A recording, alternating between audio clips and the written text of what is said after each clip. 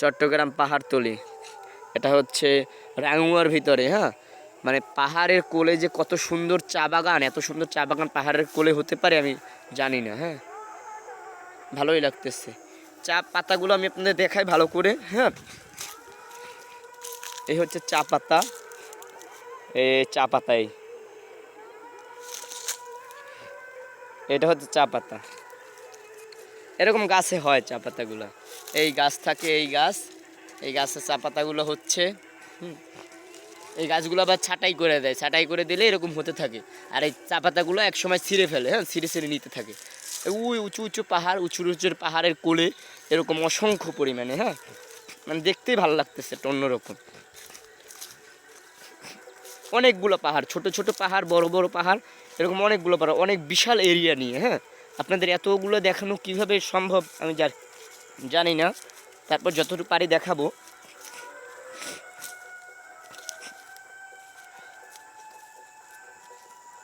চেষ্টা করতেছি দেখানোর। আপনারা আমার সঙ্গে থাকলে আরও দেখতে পারবেন, হ্যাঁ। সবেমাত্র চট্টগ্রাম আসলাম, চট্টগ্রাম রাঙ্গুয়ার এইদিকে আসলাম, এসে এই পাহাড়গুলো দেখতে পেলাম। এরপর পাহাড়ের কোলে চা বাগান দেখে মনে হলো যে আমার বন্ধুদের কাছেও শেয়ার করি, এই জন্য শেয়ার করলাম।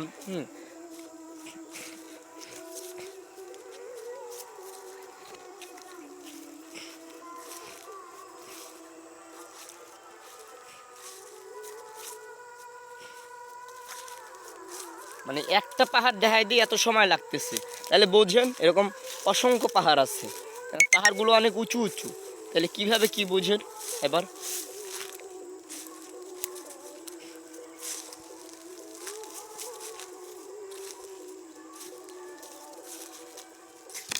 ওই পাহাড়ের মাঝখানে আবার ওই ঘর আছে, যারা এই চা বাগানে কাজ করে, যারা, হ্যাঁ, যারা চা বাগানে কাজ করে, এদের আবার ওই ঘর বাড়ি আছে পাহাড়ের উপরে, পাহাড়ের উপরে এরকম ঘর বাড়ি আছে।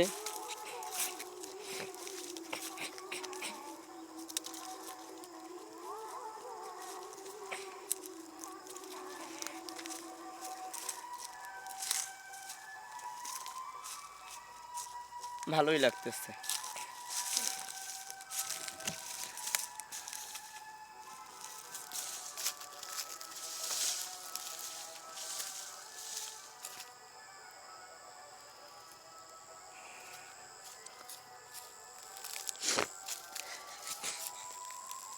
এই একটা পাহাড়ের মনে হয় 5 ভাগের 1 ভাগও দেখাইতে পারি না, হ্যাঁ। এতেই মনে করেন এত সময় লাগতেছে,